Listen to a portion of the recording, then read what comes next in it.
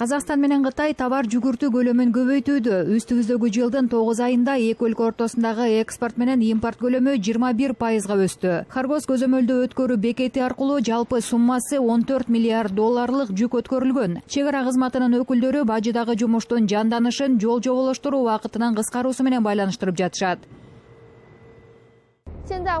Харгос Нур жолу бекетинин автоунаа пункту менен жаңы жол ачылгандан бери Харгостон Алматыга жүктү жеткирүү убакыты 4 сааттан ашпайт. Мисалы, таң эрте Кытайдан жөнөтүлгөн товарлар түштөн кийин Алматы базарларына сатка чыгарылат. Мөмө жемиштердин экспорту да өсүп жатат.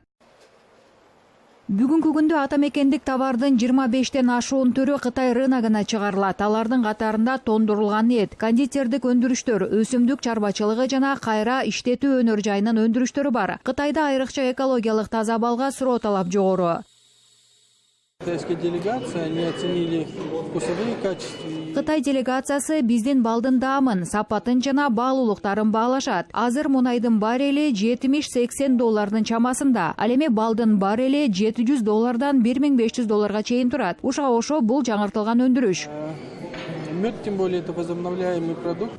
Белгилей кетсек, жакында Кытайдын Шэньси провинциясында казакстандык соода үйүн ачуу көздөлүп жатат. Ал жерде өлкөнүн ишкерлерине 5000 чарчы метр соода аянты менен атайын бажылык аймактын аймагы 10 000 чарчы метр болгон бош кампалар берилет.